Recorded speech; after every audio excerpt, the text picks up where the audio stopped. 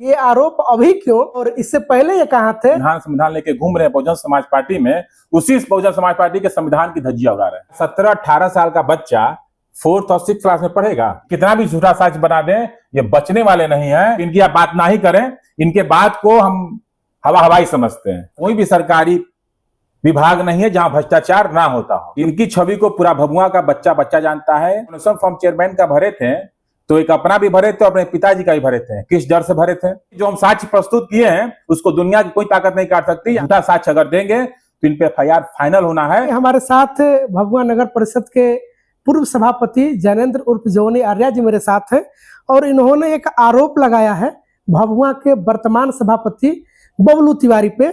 और इनका ये आरोप है कि इनके पास जो 2 से अधिक बच्चे जो हैं वो 2008 के बाद होने का आरोप इन्होंने लगाया है। बिल्कुल। तो हम इनसे जानेंगे कि ये आरोप अभी क्यों और इससे पहले ये कहाँ थे, और इसके साथ ही साथ में इनसे बहुत सारी बातें होंगी जो आरोप और जो प्रत्यारोप जो चलते आ रहे हैं उसको लेकर के। पहले तो स्वागत है हमारा आपका वंदे भारत समाचार। आपको भी वंदे भारत समाचार के सारी टीम को, दिलीप जी, आप सभी लोगों को मैं धन्यवाद करता हूँ, सभी लोगों का अभिवादन करता हूँ। जी बिल्कुल। अभी एक हम पेपर पढ़ रहे थे सुबह में जिसपे लिखा हुआ है कि नव सभापति के निर्वाचन को अयोग्य करार देने के लिए आयोग में शिकायत और 26 को सुनवाई है। ये जो आप आरोप लगाए हैं, ये आरोप क्यों लगाए हैं आप?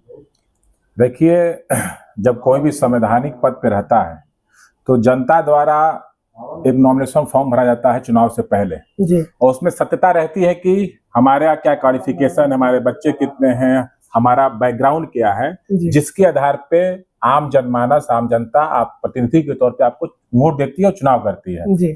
लेकिन जिस संवैधानिक पद पे आप बैठने जा रहे हैं उसी संविधान की आप धज्जियां भी उड़ा रहे हैं। झूठ बोल के एफिडेविट में उन्होंने झूठ लिखा, नॉमिनेशन फॉर्म में झूठ लिखा। उन्होंने लिखा कि मेरे 4 बच्चे हैं लेकिन वो 2008 से पहले के हैं, जबकि नगरपालिका एक्ट कहता है कि 2008 के बाद अगर आपको कोई तीसरा बच्चा होता है तो आप चेयरमैन के पद के दायित्व के पद पे नॉमिनेशन फॉर्म नहीं भर सकते हैं, उसके पद नहीं ले सकते हैं। लेकिन ये झूठ लिखते हैं कि इन्होंने लिखा कि 4 बच्चे हैं हमारे लेकिन 2008 से पहले के हैं, जबकि इनके बच्चे 3 2008 के बाद हैं। तो ये सबसे बड़ा झूठ इन्होंने बोला, जनता से झूठ बोला, संविधान की इन्होंने धज्जियां उड़ाई है। जो संविधान का उल्लंघन है, संविधान लेके घूम रहे हैं बहुजन समाज पार्टी में, उसी बहुजन समाज पार्टी के संविधान की धज्जियां उड़ा रहे हैं। ये आरोप जो आप कब लगाए हैं? ये आरोप तो 4-5 महीने पहले लगा था, लेकिन अभी उस पर संज्ञान लिया गया है। हमारे पटना के निर्वाचन आयोग ने संज्ञान लिया है। अभी विधानसभा में आप दोनों प्रत्याशी दौड़ में हैं और अभी इस समय आरोप लगाना इस किस बात को और इंगित करता है? ये तो अभी तो आरोप नहीं था, ये तो आरोप तो हम पहले बता ही दिया कि 6 महीने पहले लगा था, लेकिन संज्ञान में अभी आया। और जो सबूत होता है, सबूत जुटाने में समय लगता है।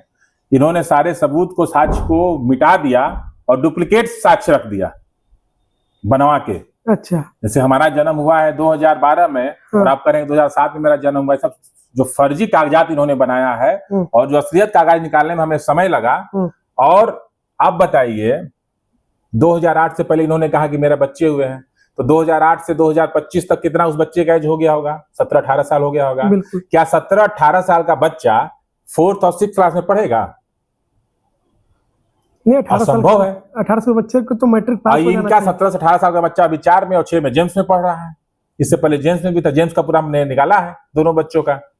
तो ये तो महा झूठ बोल रहे हैं। और हमारे निर्वाचन विभाग भी बोला है कि ये तो सरासर गलत है। जो हमने साक्ष्य उनको दिया है वो तो दंग रह गए कि ऐसा भी लोग काम कर रहा है। कहें कि जानी जी आप निश्चिंत रहिए, इन बच्चों का हम मेडिकल करवाएंगे।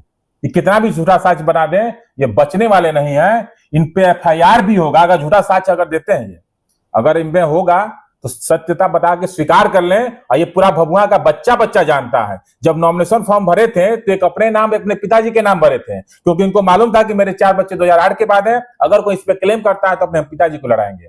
ये तो उसी समय डरे और दहशत में थे, लेकिन इस पे कोई किसी ने क्लेम नहीं किया, कोई सबूत नहीं था। आज मेरे यहाँ सबूत आया है और हमने निर्वाचन विभाग में दे दिया है पटना, और उनकी धज्जियां उड़ जाएगी। अगर झूठा एफिडेविट लगाएंगे तो निर्वाचन आयोग ने बोला है कि इन पे FIR भी होगा। बिल्कुल। अभी हम फेसबुक का अवलोकन कर रहे थे जिसमें हमें ये मलाई सिंह जी हैं जो ये भी पूर्व सभापति रहे हैं भभुआ, इनका ये आपका ये फोटो डालते हुए लिखा है कि 3 वर्ष के बाद मामला हो या 3 दिन के बाद शिकायतकर्ता कभी भी शिकायत कर सकता है, परंतु संविधान में चोर और शाह दोनों के लिए रास्ता बनाया गया है। न्यायालय जाने पर यह मामला वर्षों के लिए अटक जाएगा और कार्यकाल पूरा हो जाएगा। यह महानुभाव नगर परिषद भभुआ को 22 करोड़ घोटाले में भी आरोपित है, मगर अखबार की सुर्खियों में नहीं आते हैं, ऐसा प्रभाव है इनका। देखिए, जो जिनका आप नाम लिए हैं, हम इनको तो मानते हैं कि इनका राजनीति से तो कोई पकड़ है ही नहीं, ये झूठ का पुलिंदा है। और इनको हमारे समाज से, अति पिछड़ा समाज से, ईबीसी समाज से, ओबीसी समाज से इनको बहुत ही घृणा है। हमारे पे जब हम चेयरमैन थे तो डेली कुछ न कुछ देखते थे, मेरे खिलाफ डालते रहते थे, नीतीश कुमार तक ये निगरानी विभाग कहां कहां जाते थे। लेकिन जॉनी आर्या ईमानदार था और आज भी ईमानदार की बदौलत आपके सामने बैठा हुआ है। जॉनी आर्या के कलम से कभी कोई गलत काम नहीं हुआ है। वो कहीं भी गए, मेरे खिलाफ कहीं भी गए, लेकिन कहीं भी मेरे खिलाफ कोई जांच नहीं करवा पाए। मुझे निर्दोष हर जगह साबित हुए। सरकार हमको कहीं भी दोषी नहीं पाई, निर्दोष बचाई कि इनका कहीं गलती नहीं है, ये कुछ नहीं किए हैं। इन पे झूठा आरोप लगाया जा रहा है। पता नहीं इनको हमारे समाज से, ओबीसी ईबीसी समाज से, अति पिछड़ा समाज से कौन सा बैर है। अभी 3 साल लगभग होने वाला है, बबलू तिवारी का सरकार है, इनके खिलाफ इनको कुछ भी सबूत नहीं मिला, जबकि पूरा भभुआ जानता है। अभी ये लक्ष्मी भवन बना, करोड़ों रुपए लगा, वहां पे पानी टपक रहा है, जाके देख लीजिए। कोई भी रोड, अभी चकबंदी रोड बना, वो धाराशायी हो गया, 1 साल भी नहीं हुआ धाराशायी हो गया। कहीं भी कोई यहां आ रहा है, सिर्फ घोटाला और इसमें खाली कमीशन खोरी हो रहा है। इस पे इन्होंने आज तक एक कमेंट नहीं किया, क्योंकि भाई बबलू तिवारी जी हैं, विकास तिवारी जी, शायद उनके नाम पे उन्होंने नहीं किया। लेकिन हमसे उनको दुश्मनी था, दिन भर मेरे खिलाफ लगे थे, झूठा आरोप लगा रहे थे, झूठा तथ्य लग रहे थे। तो इनकी आप बात ना ही करें, इनके बात को हम हवाई समझते हैं। भ्रष्टाचार के बारे में पूरी तरह से आप वाकिफ हैं, फिर भी आप ये लड़ाई सड़क पे आकर के क्यों नहीं लड़ते हैं? केवल आप इस बात को या तो मीडिया में कहते हैं या फिर आप जाकर के कंप्लेंट करते हैं, इस बात को आप आकर के सड़क पे पुरजोर तरीके से क्यों नहीं उठाते हैं? देखिए, भ्रष्टाचार की बात कर रहे हैं, पूरा बिहार जानता है। नगर पालिका ही नहीं, ऐसा कोई भी सरकारी विभाग नहीं है जहां भ्रष्टाचार ना होता हो। ये बच्चा बच्चा जानता है जी। और इसका विरोध मैं जब नगर पालिका के पद पे था तब भी आपको हमने इंटरव्यू दिया था कि इस पे कितना भ्रष्टाचार है, कितना कमीशन होता है। मैंने सत्य बोला है हमेशा, ये नहीं कहा कि मैं पद पे हूं तो झूठ बोलूंगा। जो सत्यता, क्योंकि इस कमीशन खोरी से मैं बुरी तरह संतुष्ट नहीं हूं कि ये नहीं होना चाहिए, जनता का पैसा बर्बाद नहीं होना चाहिए। इसके लिए उस समय शर्मा जी थे हमारे नगर विकास विभाग के, उनको भी हमने लेटर दिया था, लेकिन इस सरकार में कहीं सुनवाई नहीं है। लेकिन इतने नेता से आप घूमे होंगे, लेकिन कोई भी स्वीकार नहीं किया होगा कि नगर पालिका में घूसखोरी कमीशन कितना होता है, किस विभाग में कितना कमीशन खोरी होता है। सिर्फ मैंने इस बात को उजागर किया है, अब पद पे रहते हुए किया है, बिना पद के रहते हुए किया है। सत्यता लोगों को दिखाई है। दर्शकों, जैसा कि हमने बताया कि जो पेपर है उसमें सभापति जी का कहना है, बबलू तिवारी जी का, कि मेरे ऊपर लगाया गया आरोप पूरी तरह से गलत है। मेरे चारों बच्चे 2008 से पहले जन्म लिया है, इसका पूरा साक्ष्य मेरे पास है और यह आरोप राजनीति से प्रेरित होकर मेरे ऊपर लगाया गया है। आगामी विधानसभा चुनाव में भभुआ विधानसभा में मेरी मजबूत दावेदारी है और जनता से मिल रहे समर्थन को देख करके विरोधियों के द्वारा मेरी छवि को धूमिल करने के लिए यह गलत आरोप लगाया गया है। इसका मैं साक्ष्य के साथ राज्य निर्वाचन आयोग में मैं अपना जवाब दाखिल कर दूंगा। आरोप लगने वाले आखिर 3 साल तक कहाँ सोए हुए थे जब विधानसभा के चुनाव आए हैं, तो इस वर्ष मेरी छवि खराब करने के लिए यह शिकायत राज्य निर्वाचन आयोग में की गई है। इस पर आपका क्या कहना है? देखिए, छवि की बात कर रहे हैं कि छवि धूमिल कर रहे हैं। छवि उसकी धूमिल होती है जिसपे ईमानदारी का तमका और बहुत ही जिसका बैकग्राउंड साफ सुथरा होता है। इनकी छवि को पूरा भभुआ का बच्चा बच्चा जानता है कि भभुआ के नगर पालिका के जो विकास तिवारी चेयरमैन है की छवि कैसी है, इसके बारे में हमको बताने की जरूरत नहीं है।